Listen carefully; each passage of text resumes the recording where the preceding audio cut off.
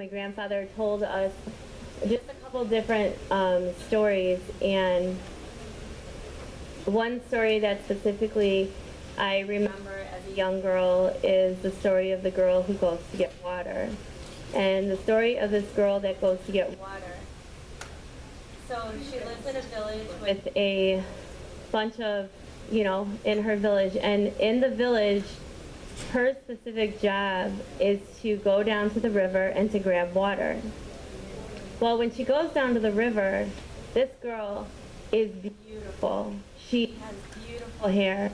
She has the most beautiful eyes, beautiful smile. Everything about her is beautiful.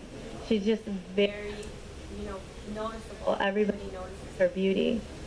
So when she goes down to the water when she goes down to the river to get water, she looks at her reflection. And when she looks at her reflection, she no longer worries about what she was supposed to be down there to do. So as she's down there, she goes and people keep carrying her water back up there for her. And she doesn't have to do anything because she's beautiful, and so they keep carrying her.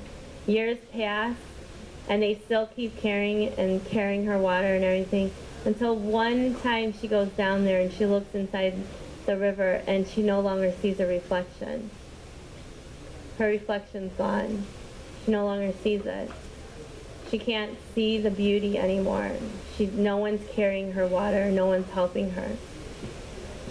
So the moral of this story, as far as I take it and as far as I understand, is that your beauty that you carry when you're young and your beauty that you have as a young, adult, or even as an adolescent, even in your 20s or your 30s, your beauty will be there, but eventually you're going to stop seeing that reflection. You're going to stop seeing what you've seen so much when you're younger. So being vain is not a great thing, because eventually when you get older and that beauty is gone, then what do you have to rely on? If everybody else did everything for you, what specifically have you done in your life other than think you're beautiful? So I guess that was a big story when we were younger, because it kind of made us remember that it doesn't matter how pretty we are, you still have to do something with your life. You cannot get by on your looks.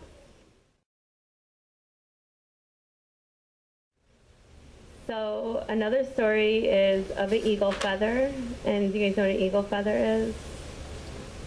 So an eagle feather are usually the ones that you see in these headdresses, and the eagle feathers are given to you when you actually do something and they want to reward you. The highest reward you can ever get is an eagle feather.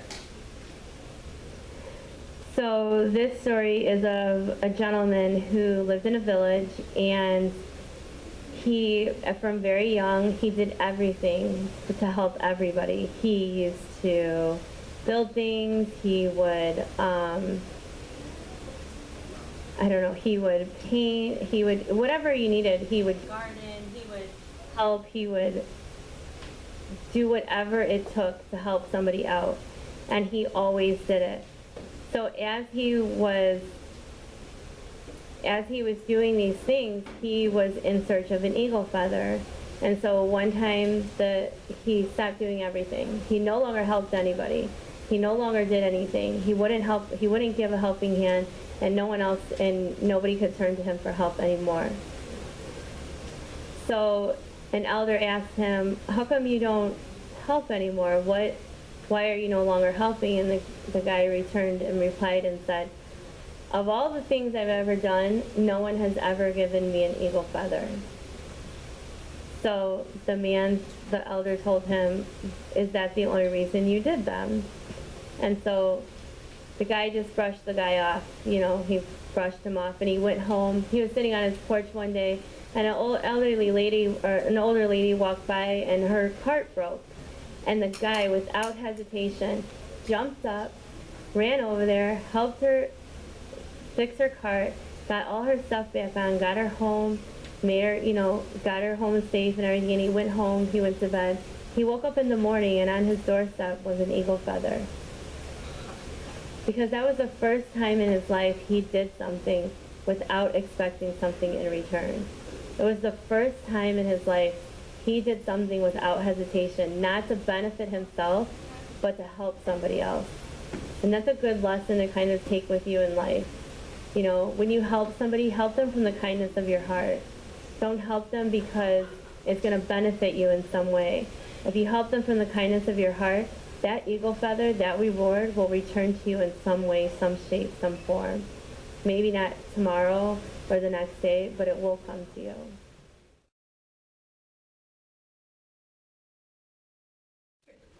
Now another good one is the story of a raccoon. So everybody knows what a raccoon is, right?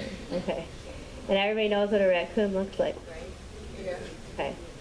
So raccoons, they look like they have that black mask on, right? It's like a black mask across their eyes. So the story of a raccoon, and like I said, these are just stories passed down, so, you know, get as good as I can. But the story of the raccoon is that we believe in the Creator. So the Creator had 7 days to create the world, 7 wonders of the world, 7 beautiful days to create everything that we see. I mean, not specifically like buildings, but, you know, before we destroyed everything. So as the Creator creates these days, He tells everybody, if you stay in this little area and you stay calm and you stay here and you let me create this world, in 7 days I'll create you such a beautiful land for you to all live on. And in the 7 days you won't be hungry, you will not be tired, you will not be restless. You will feel calm, you will feel peaceful, and you will enjoy this time. But you have to give me 7 days. Stay in this area. Everybody agrees. So everybody's in this little area, and all of a sudden the raccoon's next to the shore, and the raccoon puts his hand down, and he sees an imprint of the sand. And he looks, and then all of a sudden the water comes up, and it washes the footprint away. And as it washes the footprint away, the raccoon thinks, oh, well, if I walk along this shoreline, nobody will ever know. So there he went. At night, there he went. He walked along the shoreline. As he walked along the shoreline, he enjoyed the fruits, he enjoyed the scenery, he looked all around the place during those 7 days. But he always came back before the Creator came, and the shore would wash his footprints away. On the 7th day, the Creator came, and He said, I want to, thank everybody for following my rules, and I'll give everybody something small and specific that will help them grow and prosper in life. So like an evergreen, they grow year round. Cats, they see in the dark. So when it came to the raccoon's turn, he looked down at the raccoon, he said, what do you think you deserve? The raccoon went to go say something, and he said, before you say anything, I know what you did. And the raccoon started crying. And when he picked up his hands, he wiped his eyes, he wiped the tears away.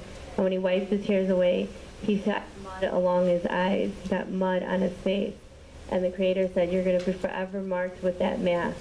You'll forever be marked with that black mask, because you were dishonest, and you weren't truthful when I said to stay off of that shore, or to stay off of the land. So when you think of a raccoon today, it really reaps purpose in this story, because a raccoon, there's no specific place where it lives. It's always scampering for food. It's always, when it sees the light, it goes running in shame. This raccoon always wears that mask on its eyes. You never see a raccoon without a mask. So the moral of this story is, you think you can scheme and get away with stuff, and you think that you get away with it and that no one catches you. And that may be true. Nobody may catch you. And for a long time, nobody may notice, or nobody may see what's going on. But one day, someone's going to notice, and someone's going to mark you, and someone's going to tell people, and then that's going to be a forever mark on you, and it's going to be the hardest thing to ever try and get off, is that mark of being a schemer or being dishonest. or being not loyal to what you said you were going to do, not loyal to your word. That's the story of the raccoon.